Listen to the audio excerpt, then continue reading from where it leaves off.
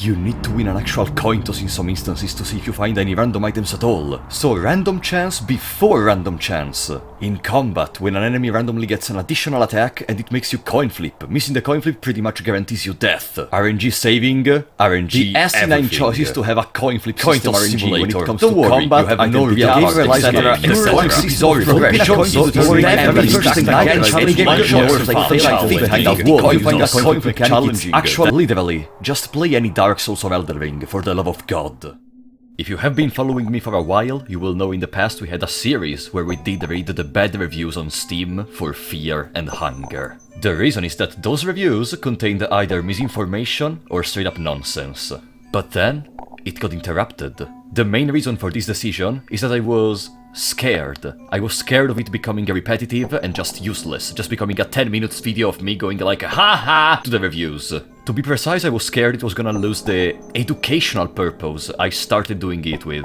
In fact, you may not know, I still have one video never published of the Bad Reviews series, and I think it's gonna stay there for now. But today, I'm gonna try to revitalize that series in a different way. We're gonna analyze together one of the most controversial mechanics of the game, coin flips in Fear and Hunger!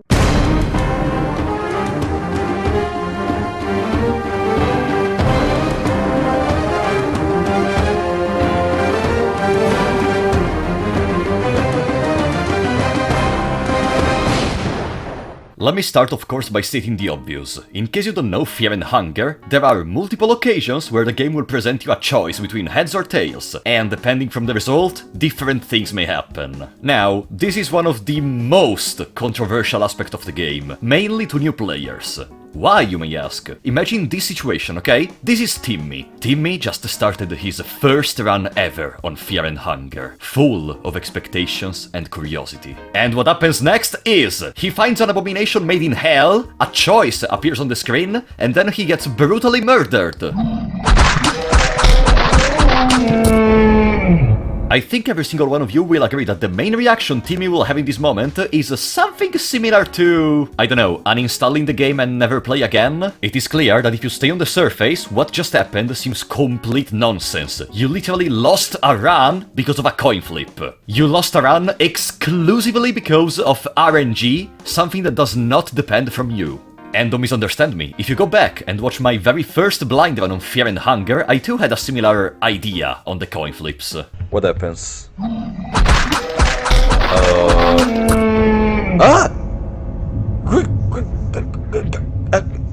It's an insta-kill? And this, unfortunately, it's what makes the majority of new players automatically assume that the combat is heavily RNG based. The combat is purely based on luck, you cannot do anything about it, if you are unlucky, you are gonna lose. Well, that's not entirely the case though. And that's why we're here today. This does not apply purely to the battle. This applies to all situations where coin flips are involved. What I am trying to say is, it's not uncommon to find people who dislike this game purely because of this teeny tiny coin. And I am gonna discuss with you all the 3 different scenarios I classified for coin flips, so maybe I'm gonna be able to give you a different perspective. Let's start from the coin flip attacks. The way in which they work is very simple. In specific turns, usually at the end of the second turn and after that at the end of every 3 turns, the opponent will use a coin flip attack on you. If you hit it correctly, nothing happens. But if you fail, then you're gonna get destroyed by a special move. It can either result into heavy damage or just a straight up insta-death.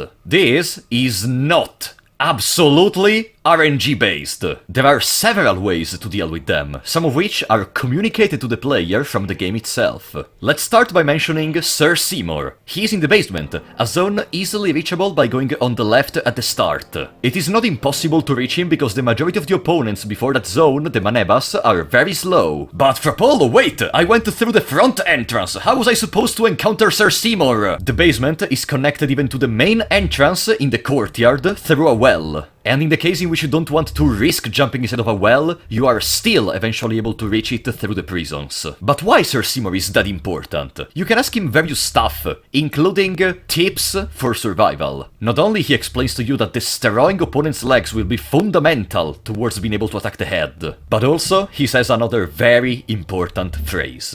Whenever you get a bad feeling, guard. It's better to be safe than sorry. This is a big hint towards the fact that if you guard with the main character on the same turn where the opponent does a coin flip attack, you will be able to reach completely safe the next turn. No coin flip, nothing. Except for one particular case where there is a bug which is still currently not fixed, but we don't talk about that. Now, let me advocate even for you. That phrase, of course, may not be immediately connected to the coin flip attack, but it is a big stretch even to say that it is completely unrelated. Think about it. The main enemies you see on the first floors that use coin flips are guards, and if you're unlucky, the elite guards. Their coin flip attack deals a lot of damage. It's not an insta-kill. It is not too out of the ordinary to think that if you guard, you're gonna be able to reduce the damage you take from that attack, and then you discover a surprise in the process. And I know this because it is literally the way in which I discovered how to guard the coin flip attacks. But okay, I think the majority of you still thinks I'm just coping, okay? Let me address the next point.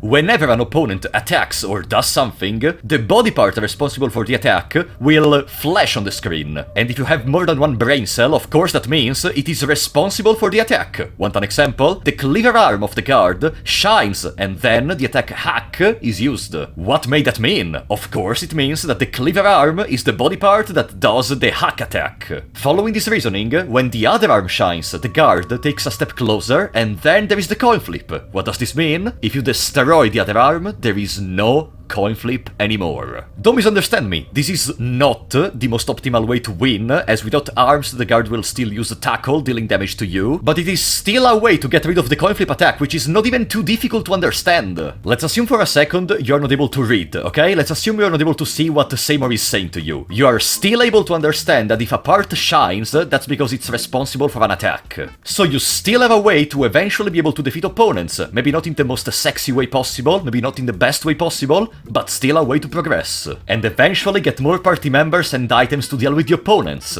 You know, with more party members, the battle becomes drastically more simple. You're able to take out multiple body parts per turn, or just to try 2 times to take out the same body part in case you're scared of missing an attack.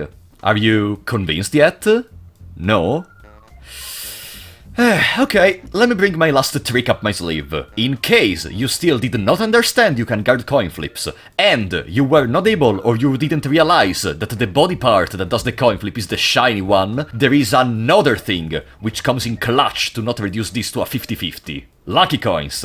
Lucky coins allow you to throw 2 coins at once by holding shift while selecting heads or tails. And I am mentioning this because I don't know why some people didn't understand how to use lucky coins. It's literally written in the item description. Like, does this video make any sense? I am telling them you can read what Seymour says, but they don't even read the item description. You start every single run with 2 lucky coins, and they can be used in the majority of the coin flips. There are some small exceptions, such as the Necronomicon, but this is not relevant now. With a lucky coin, the chance of getting hit by a coin flip attack becomes only 25%, which is still not incredibly fantastic, but did you realize we arrived to resort to this after all the stuff I already mentioned? If you weren't able to understand how to guard coin flips, weren't able to understand the shiny part is the responsible for the attack, and finished the lucky coins, then yes, we finally arrived to the 50-50 situation. 50% chance to win, 50% chance to lose. What I'm trying to say is the coin flip is not there to damage you. It's a last resort in case you did not protect yourself. Imagine this same situation, but the attacks of the opponent are always gonna either deal great damage to you or are gonna instantly kill you, with no coin flip. That's almost the same situation you have right now. What's the difference? That you have one less chance to save yourself in case you screw up. The game gives in your hands all the possible tools to win. You know why this makes me laugh a little bit? Because a game literally called Fear and Hunger, which multiple people consider one of the hardest games ever made or something similar, which I completely disagree with, it is actually the game which gives you all the possible tools to deal with the adversities. This is everything I had to say about the coin flip attacks. Let's go to the next topic. Saving is a coin flip. The save is a 50-50 coin toss! Who thought that was a good good idea! Oh boy, the good old saving is RNG argument. Let's go. In the majority of the beds in the dungeon, trying to sleep will result in a coin flip. If you hit correctly, you can save. If you hit incorrectly, an enemy of the current zone will appear inside of the room. Is this something unfair that is totally RNG dependent? Psh, if it was, I wouldn't be making this video. Let's start with the simplest premise. I said an enemy present in the current zone will appear inside of the room you're sleeping into. And if you played Fear and Hunger for more than 10 minutes, you may know enemies do not respawn. After you kill an opponent, the opponent is gone. Forever. There is a limited amount of opponents going around in the dungeon. The game wants you to learn how to deal with enemies, and your reward is not only being able to explore more safely, but also being able to use that zone as a safe save spot, with no penalty for failing the coin flip whatsoever. But for Apollo, understanding all those enemies may require an incredibly long amount of time! Let's start by analyzing the simplest case, the surface level. The main two zones with beds I'm gonna consider are torture chamber and prisons. The enemies that can come into your room in the torture chamber are the guards and the torture. In the prison instead you have the guards, occasionally the ballista guard, and cave gnomes. Of the enemies I mentioned, Torture and the Cave Gnomes are fairly doable even without knowing anything about them. Guards and Ballista Guards instead are arguably those that may scare the most new players, but are still only two enemies to understand. But for Apollo, what about the Elite Guard? It can spawn in here! And this leads me to the next point. There is one enemy which can spawn in both of these locations, the Elite Guard. The Elite Guard is tremendously strong, especially if you're a new player. Unless you are well prepared or lucky, you are gonna die against this opponent. But there is a catch. In the surface level, only one Elite Guard can spawn. At the start of a run, it will randomly spawn either in the basement, in the prisons, or in the torture chamber. I guess you can imagine what I'm gonna say. If it spawns in the prison, just try to clean the torture chamber, and if it spawns in the torture chamber, just clean the prisons, you know? The gist of what I'm trying to say is that in order to save, you just have to kill guards and ballista guards. Also, I think I should clarify this because I'm sure some people are gonna bring this up. After you clean the whole zone, you are still gonna have the coin flip in certain rooms. Some people complain saying that the coin flip should not happen at all once you have cleaned the whole floor. And I could actually agree on one side, but you know why this happens? It's a bug. Yeah, in some layouts it still works. In others, because of some complications I don't want to annoy you with, it doesn't. So I guess in here we can agree that the game is bugged, which is a thing I absolutely share with you. But for Apollo, even with all of this, I may still have problems dealing with the opponent. Lucky coin, literally, like in the previous case. 75% chance, and in the worst case, use the guaranteed save file in the basement. At the start, I said the majority of beds have a coin flip. That's because two of them have special properties. The one in the Tower of the End... You know what? Let's stay on the surface level. The one in the basement. It will give you one free save file with no coin flips. Whenever I try to explain stuff like this, sometimes people tell me, how am I supposed to know this? Trial and error. As simple as that. For how the game is structured, trial and error is not a possibility that you may rely on eventually. Trial and error is the name of the game. It's not fear and hunger, it's trial and error. Gathering resources, experimenting with the different scenarios, descending more and more to find new treasures or some eldritch abominations, is what this game is. Also, honestly, up to now, I am still mentioning only stuff that happens on the surface level. I don't really think you need to have that many hours spent into the game to have this knowledge. But then of course, if you play for 0.2 hours and then give up, that's understandable. The ending for the second part is, there are several ways to set up a guaranteed save spot. The coin flip is a last resort in case you do not deal with the enemies. And with this I think we can close the second part and arrive to the third and final part. You know, I am starting to feel kinda scared for this video, because a lot of people consider me a gatekeeper, and now I am here defending the most controversial mechanic of the game. But regardless, I absolutely want to hear your thoughts on it. Let's move to the final topic. This should be the simplest one. Chests. Not only chests, technically there are also bookshelves, there are armor stands, but for the simplicity, we're gonna say just chests. If you interact with a chest, you will get a coin flip. Hit correctly and you get a very good item. Hit incorrectly and different things will happen. On bookshelves, you get nothing, or in Terror and Starvation or higher, you get beat by a mouse sometimes. Weapon table and armor stands, nothing. Necronomicon, you die.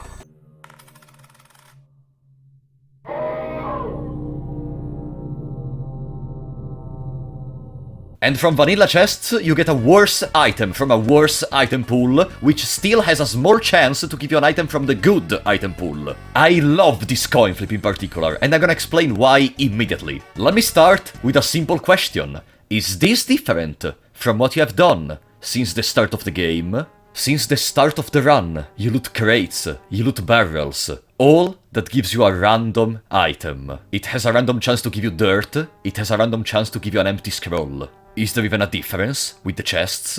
Technically, yeah, the probabilities are different for sure, but mainly, the main difference is that you are the one to toss the coin. You are the one to click the button to roll the item you will get.